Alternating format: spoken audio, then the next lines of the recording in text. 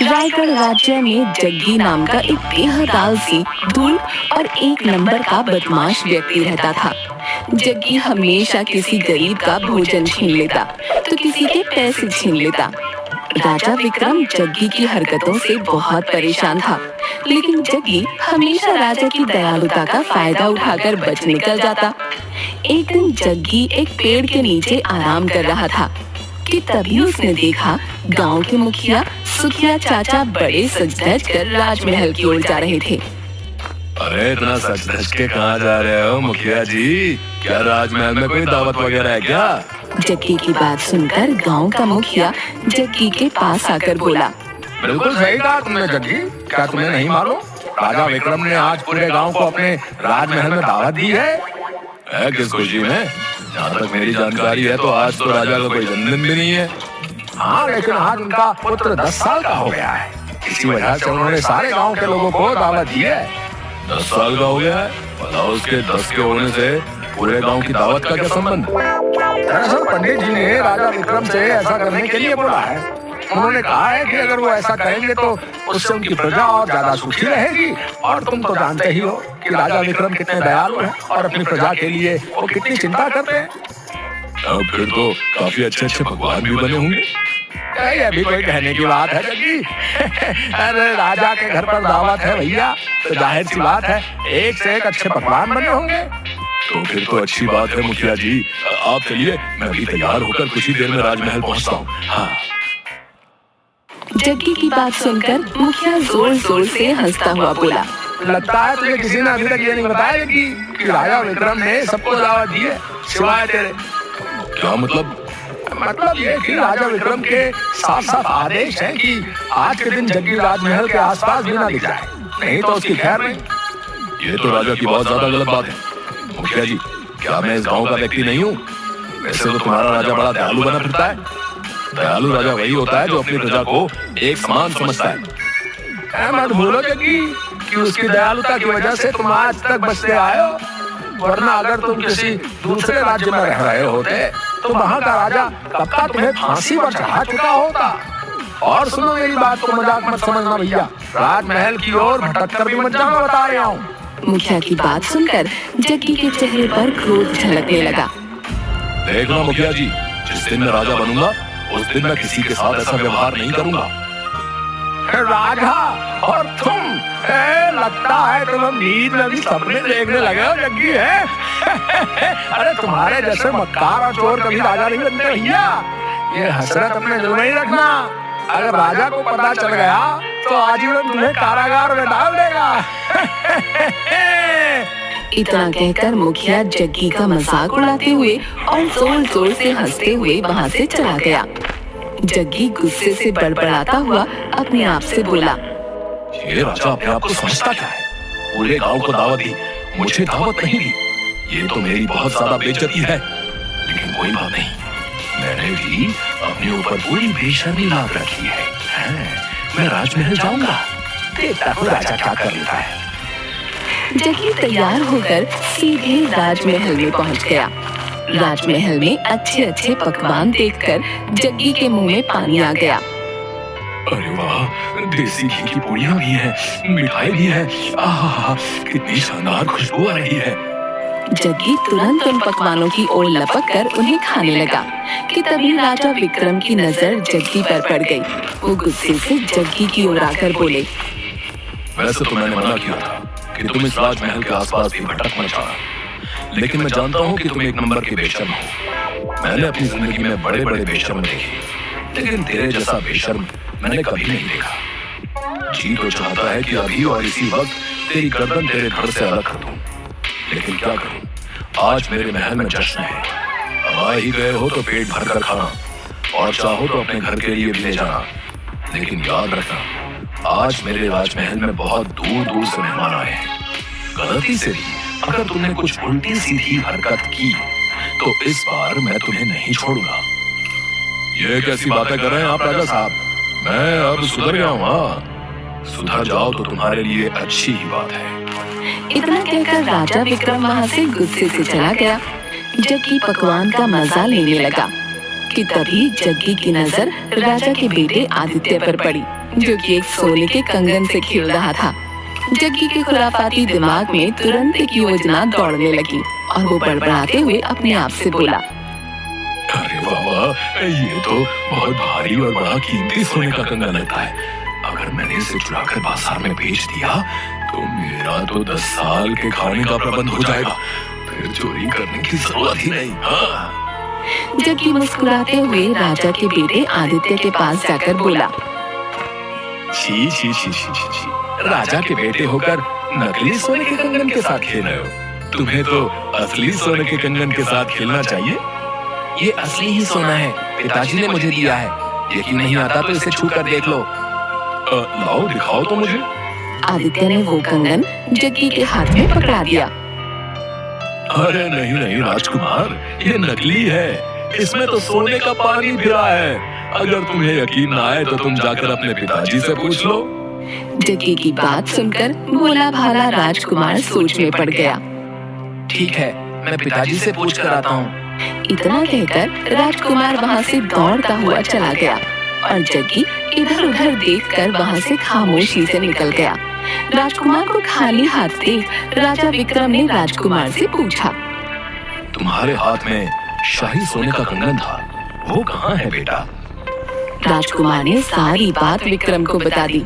राजकुमार की बात सुनते ही राजा विक्रम समझ गया कि ये सब जग्गी की ही करामात है। राजा विक्रम गुस्से से बोला, बस बहुत हो गया। आज तो इसने हद पार कर दी। राजकुमार को बेवकूफ बनाकर सोने का कंगन चुरा कर ले गया। सैनिकों को बुलाओ। कुछ ही देर में राजा के सैनिक सर झुकाए खड़े थे। जाओ, जाकर जग्गी को पकड़ कर लेकर आओ। मुझे किसी भी हाल में जग्गी चाहिए, जिंदा या मुर्दा। राजा का आदेश पाते ही सैनिक गांव की ओर दौड़ पड़े। इधर जग्गी एक पेड़ के पास उसी कंगन को निहारे जा रहा था कि तभी गांव का एक व्यक्ति वहां पर आकर जग्गी से बोला, अरे जग्गी, इस बार तो तुमने हदबारी कर दी भैया। राजा विक्रम ने तुम्हें जिंदा या मुर्दा पकड़ने का आदेश दिया, समझे? उस व्यक्ति की बात सुनकर जग्गी पूरी तरह से घबराकर बोला, ये कैसी बातें करो भैया? राजा विक्रम तो बहुत ज्यादा दयालु है। मुझे लगा कि हर बार की तरह वो मुझे इस बार भी माफ कर देंगे। अरे पागल वागल हो गया क्या तू? तूने तो इस बार राजा के घर पर ही चोरी कर ली भैया। तेरी मौत तो इस बार पक्की है भैया, ठोक के बजा के। अब जो है ना, अब तुझे भगवान के अलावा और कोई नहीं बचा सकता भैया। मैं राजा के पैर पकड़कर माफी मांग लूंगा और ये कंगन उन्हें वापस कर दूंगा। अरे बेवकूफ है क्या? राजा इस वक्त बहुत ज्यादा गुस्से में है। अगर तू कंगन वापस लौटाने के इरादे से भी वहाँ चला गया ना, वो जो है तब भी तुझे जिंदा नहीं छोड़ेंगे। और तो और, अगर तुझे किसी सैनिक ने देख लिया तो सैनिक ही तुझे जान से मार देंगे, समझ गया? तो अब मैं क्या करूं? मेरी सलाह मान तो तू इस राज्य से कुछ महीनों के लिए चला जा। इतना कहकर वो व्यक्ति चला गया।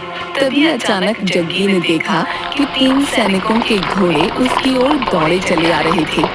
जग्गी घबराकर जंगल की ओर भागने लगा और एक घने जंगल के अंदर घुस गया।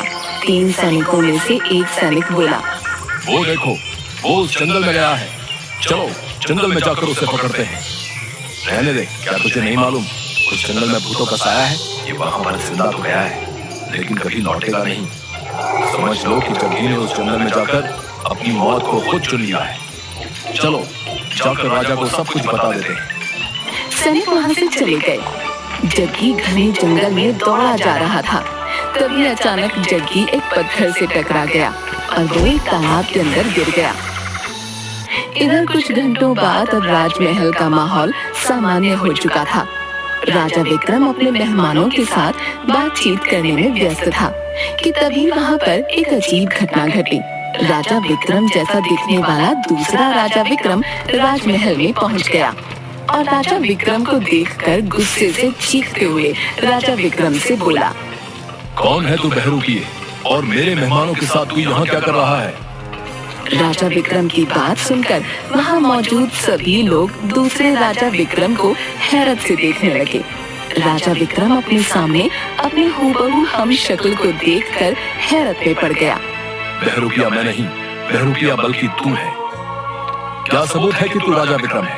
तेरे पास क्या सबूत है कि तू राजा विक्रम है? वहाँ सभी लोग ये समझ नहीं पा रहे थे कि कौन असली है और कौन नकली।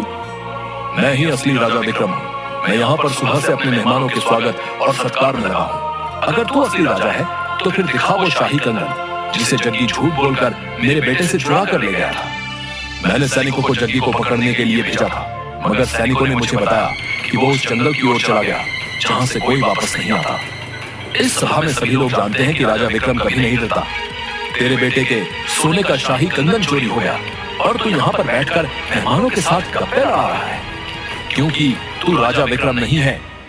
इतना बोलकर हमशक्ल विक्रम वो सोने का शाही कंगन निकालकर बोला, सुंदर नगर के वासियों, ये बहरूपिया झूठ बोल रहा है। देखो मेरे पास ये मेरे बेटे का सोने का शाही कंगन है। मैं इसे उस भयानक जंगल से जग्गी को मार कर लाया हूँ। मैं कुछ देर के लिए जंगल क्या गया, इस बहरूपिये ने आकर मेरी जगह ले ली। बस बहुत हो गया। अगर ऐसी बात है तो फिर हमारे और तुम्हारे बीच युद्ध होगा।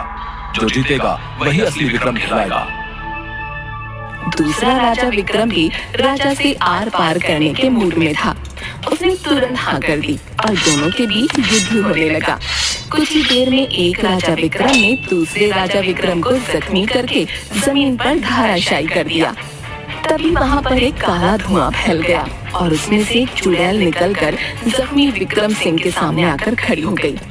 मैंने तुमसे कहा था बेवकूफ कि तुम देखने में भले ही विक्रम जैसे लगोगे, लेकिन आत्मा तुम्हारी ही रहेगी। बेवकूफ, राजा विक्रम असली राजा है। उसके पास युद्ध लड़ने की कला है। और जहाँ तक तुम्हारा सवाल है, तुम तो लोगों से खाना भी चोरी करके खाते हो। तुम जख्मी हो चुके हो। राजा की तलवार तुम्हारे शरीर पर पड़ चुकी है, इसलिए अब तुम अपने असली रूप में आ जाओगे। अचानक जख्मी राजा विक्रम जग्गी की शक्ल में आ गया। राजा विक्रम हैरत से चुड़ैल से बोला, ये तो जग्गी है। ये सब क्या है? बताती हूँ, बताऊंगी ही नहीं, दिखाऊंगी भी तुझे। इतना कहकर चुड़ैल ने एक फूंक मारी और सारे राज्य के सामने एक दृश्य चलने लगा। जब जग्गी जैसे ही तालाब में गिरा, अचानक तालाब में से काला धुआं निकलने लगा और देखते ही देखते उस तालाब में से एक चुड़ैल निकलकर जग्गी के सामने आ गई। जग्गी तुरंत डरते हुए तालाब से बाहर निकलकर घबरा कर बोला, कौन हो तुम? एक चुड़ैल। मैं बरसों से यहाँ तालाब के अंदर कैद थी, मगर अब मैं आजाद हूँ। बहुत सालों पहले मैं इसी जंगल में घूमती फिर रही थी। मेरी वजह से एक साधु की तपस्या भंग हो गई थी। उसने मुझे श्राप दे दिया और मैं इस तालाब के अंदर कैद होकर रह गई। उस दिन के बाद जब भी कोई इस तालाब के नजदीक आता तो मैं उसे मार देती। क्या तुम मुझे भी मार डालोगी? नहीं, मुझे तुम्हारी वजह से ही आजादी मिली है। मैं उस साधु के सामने बहुत रोई। आखिरकार उसे मुझ पर तरस आ गया। उसने मुझसे कहा कि जब भी कोई धूर्त व्यक्ति हाथ में सोने का कंगन लेकर अचानक इस तालाब में गिरेगा तो तुम इस तालाब से आजाद हो जाओगी। और देखो, मैं आजाद हो गई। बता क्या इच्छा है तेरी? मैं तेरी एक इच्छा पूरी करूंगी। यानी मैं जो कुछ भी मांगूंगा तुम उसे पूरा कर दोगी? हाँ, मैं उसे पूरा कर दूंगी, लेकिन सिर्फ एक ही इच्छा। उस सुंदर स्त्री की बात सुनकर जग्गी बड़बड़ाता हुआ अपने आप से बोला, यही सही मौका है राजा को सबक सिखाने का। उस राजा ने मुझे जिंदा या मुर्दा पकड़ने का आदेश दिया है। अब मैं उसे सबक सिखा करूंगा। मैं चाहता हूँ कि मेरा चेहरा और मेरा शरीर सुंदर नगर के राजा जैसा हो जाए। इसी वक्त जैसा राजा विक्रम है, मैं हूबहू उसके जैसे हो जाऊं, उसके शाही कपड़ों से।